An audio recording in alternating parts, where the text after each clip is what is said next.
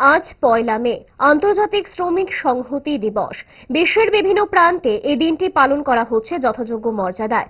আগরতলার মেলার মাঠে সিপিআইএম রাজ্য দপ্তরে পতাকা উত্তোলনের মধ্য দিয়ে শ্রমিক সংহতি দিবস পালন করা হয়।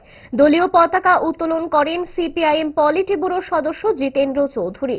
ছিলেন অন্যান্য দলীয় কর্মী সমর্থক সহ নেতৃত্বরা।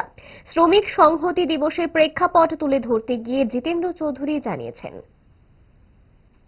মালিক এবং রাষ্ট্রের শোষণের বিরুদ্ধে তারা তাদের যে দাবি ৮ ঘন্টার কাজ, ৮ ঘন্টার বিশ্রাম এবং ৮ ঘন্টার বিনোদন, সে দাবিতে তাদের আন্দোলন শুরু করেছিল।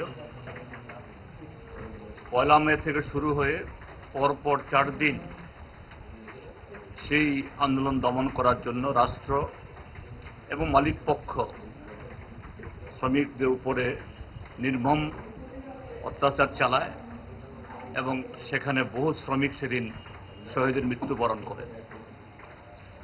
সেই ঘটনার ৪ বছর বাদে 1890 সাল থেকে সেখানে সারা পৃথিবীব্যাপী এই দিবসটাকে আন্তর্জাতিক শ্রমিক সংহতি দিবস হিসেবে উদযাপন করার জন্য সিদ্ধান্ত গ্রহণ করা হয়েছে।